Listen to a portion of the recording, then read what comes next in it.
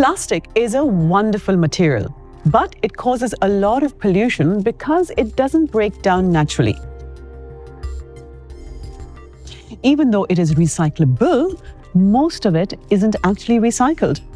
This is because collecting and cleaning it is very expensive, and current recycling methods usually damage the plastic's quality.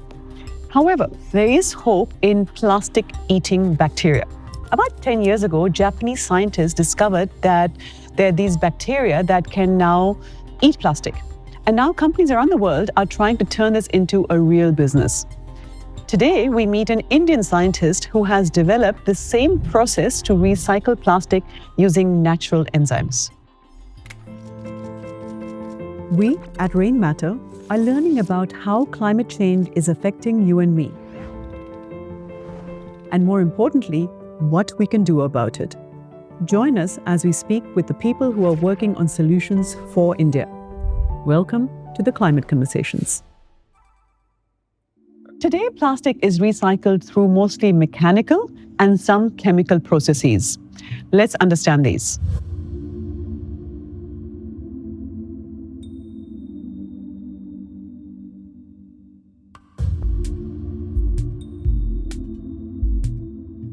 So when they melt it and then extrude it into pellets, that will be also PET polymer. So melting does not change it. What happens is, suppose, as I said, it's a polymer, right? So suppose it is made out of, 10,000 units of this monomers. When you melt it, it may become 9,000. So when you do the remelting, it again reduces. Right. There is a gradual reduction of this polymer length that happens when you make it, pass through the recycling, mechanical recycling multiple times. So that is why the PET cannot be recycled more than 7 to 8 times. That's the theoretical limit that they have. Because 10,000 is becoming 9,000 and 7,000 and so on. Right? So it's basically degrading. Yes. Right. So you have a deteriorated product every time it gets recycled. And the minimum, there is a specific term that they use called intrinsic viscosity, which is actually related to the molecular weight of the polymer. And because it keeps reducing, you cannot use the same molecule, same PET for making bottles. Right. You can only mix a part of this recycled pellet with the virgin PET. But isn't the regulation that says that you have to use 30% rPET? Exactly. So they are moving towards that. The thing is, what happens, like if you use a maximum quantity of this deteriorated PET with the virgin PET, unless you do that some processing to increase the intrinsic viscosity, you will not be able to use it more than a specific percentage. So that limits. So there are some methodologies, some technologies called solid state processing, which also has the ability to increase the intrinsic viscosity, but it's quite expensive process, energy consuming, and it cannot be done infinitely. And all kinds of PET cannot be subjected to this SSP. And also there is a thing called like colored, if it is colored and it is having some contaminants, it becomes more complicated and more expensive. Right. So that's mechanical. Explain chemical recycling. So chemical recycling, there are several methods: glycolysis, methanolysis, lot of different process. So what they do is basically use this acids, bases, and alcohols to break down the PET into monomeric units.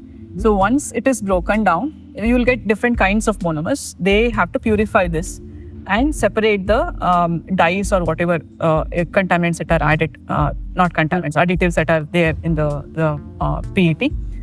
And that's the process. But generally what happens, this chemical process always requires high temperature, more than 200 generally it goes to that temperature. And any chemical process generally is associated with a specific catalyst. In order to increase this rate of the reaction, to make the reaction much more faster, you always have to use a catalyst. So these catalysts are quite expensive, and some might be quite toxic, and even the chemicals that you use itself might pose a threat to the environment when in the facility itself. Right. So high temperature. So energy intensive, hazardous chemicals being used. and maybe the end product is also hazardous. Yes. Expensive catalysts. Okay, and expensive. Yes. Okay, so all of these reasons contribute to the fact that that's why it's not being used, but it's been around for a long time. It is there, yes. It is because globally around 80% is recycled by mechanical, and it's around 15% is actually recycled using chemical methods.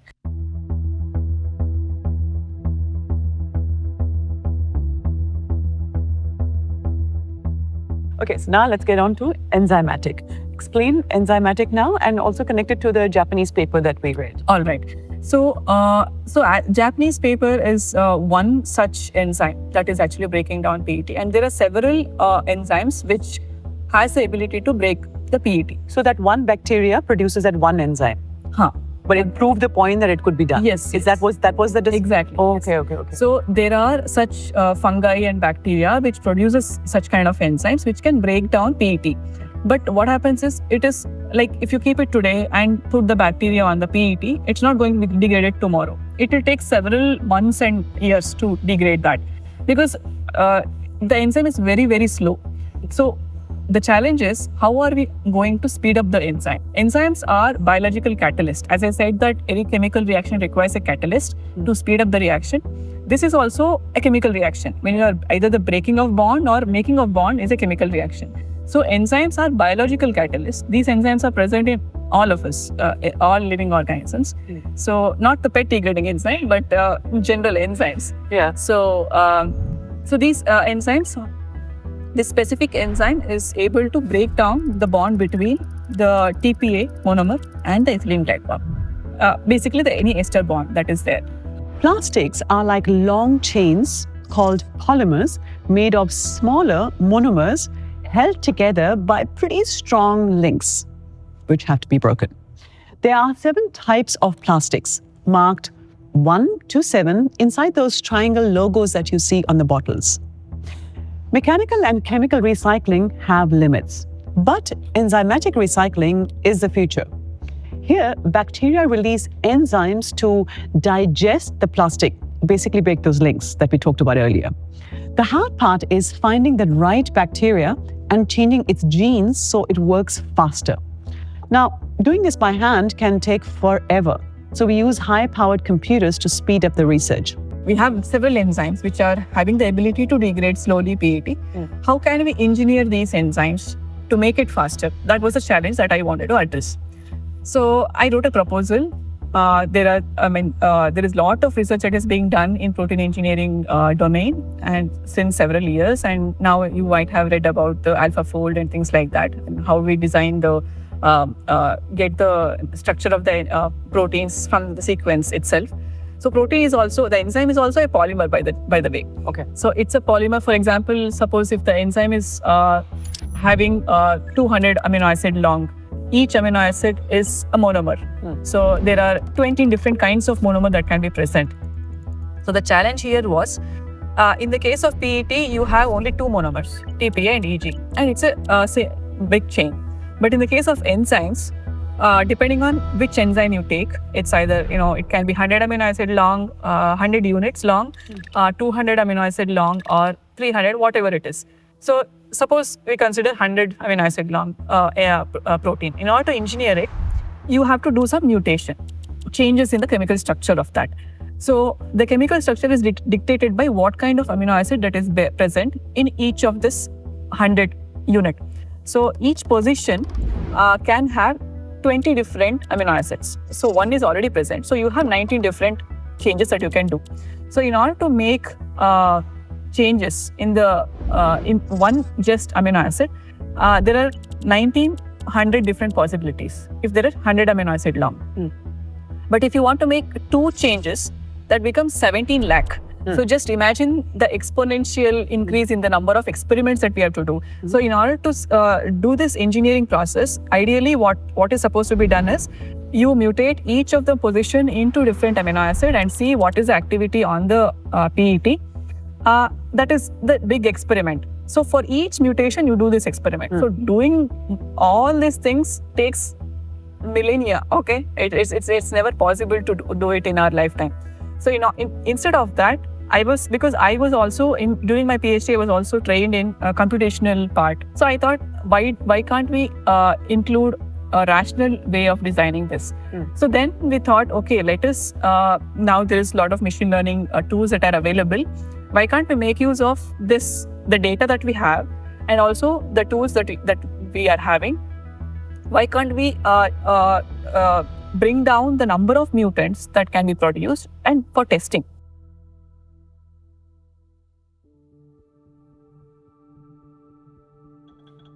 So initially when we started, that wild type enzyme, even if we keep for 10 days and beyond, we could not see any visible degradation. Right.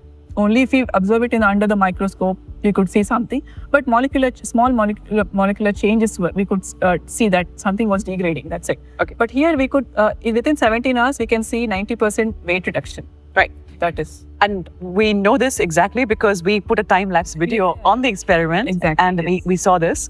So that's pretty cool, actually. So when you do this over 17 hours, are there any sort of inputs that are hazardous, or are there any outputs that are toxic? Okay. What's the... So inputs, it just works with the common buffers. There is no toxic chemicals that we use.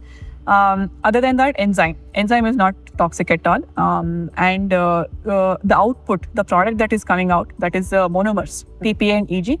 EG is toxic. It's not very friendly.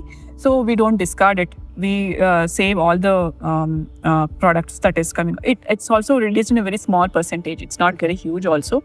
So we store these chemicals for downstream processing. We don't discard them. But can they be processed enough? It can be processed and purified. That is what we want. Like, we want the purified PPA and EG finally that can be used as raw material back to make PET, or that can be used for other purposes. So the first thing is we need to have any protein or enzyme is made out of its specific gene. So that gene has to be synthesized. So the first thing that we did is, when we know that there are 5-6 enzymes in the nature which is capable of degrading PET, we synthesize these polymers, these enzyme genes. Once we synthesize these genes, we have to put it in a carrier, and that carrier has to be inserted in a organism which can produce the enzyme in a larger quantity. Generally, we use bacteria. So these bacteria produces the enzyme in the larger quantity. And you were using E. coli, I believe. E. coli, yes. Right. Okay, that was some complicated biology lesson, which you and I may not understand, but venture capital investors, especially patient capital investors like Rainmatter, have to be able to do this to be able to invest in deep tech such as biotechnology.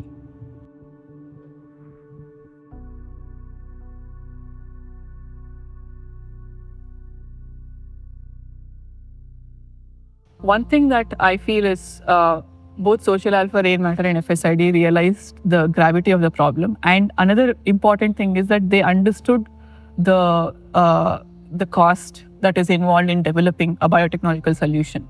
So I think these are the two aspects, and the challenges involved in developing an enzyme to break down the PET, because it's a very new technology comparatively. In India, it doesn't exist. It is developing across the world, but still it is relatively nascent compared to mechanical and chemical recycling. So I think these two people really understood our challenges, and we were fortunate that they're supporting us. In addition to the technical sort of solution that you are coming up with, what else would need to change for your solution to work? Yes, this is something very important. As I mentioned, that majority of the PET that gets into recycling is mainly bottles. Most of the flexible doesn't even get into the recycling process. So it will be better if there are regulations that make most of this, which is getting into the landfill, come to the recycling, system. That makes, because that is what we ultimately want. We want to recycle all kinds of PET waste. So this is something which is very essential. But for that to happen, regulation would also require consumers to separate their waste at source. Exactly. Yeah. How hopeful are you in terms of changing consumer behavior? So, yeah, it has to come from individual. We have to have a change at every home, in everybody's. Basically, everybody should know what is the extent of plastic waste we are facing, and what are the dangers that are there. I mean, it is there in newspaper every day now. So everybody are quite aware of the plastic problem. And slowly, I think people will also start doing the segregation at home, and it will be easier for the waste pickers also to collect and then. Where they seem to be, like the last 40 odd years, they've been at this. Yes. Every time there's some announcement, it's recyclable. Is it recycled? Don't know. That's it. But recyclable. That's true. So my worry is, I mean, as good as your discovery is, will it let companies and society off the hook? That's a good question. Definitely, even without the existence of a solution, that's going to go exponentially. The demand for the PET is going to increase. But the thing is, even as a person who is invested in working on an enzyme to degrade PET, I don't encourage people using plastic. It's not that just because I'm making enzyme, please go and freely use plastic. Even I don't use plastics that much. Try to avoid it as much as possible. Pratima is about 2 years away from being ready. But there are companies around the world that have come up with such similar enzymatic recycling solutions. It will be very interesting to see how they get adopted and scaled. We need all kinds of good ideas. Thank you for joining me for the Climate Conversations. I'm Hansi.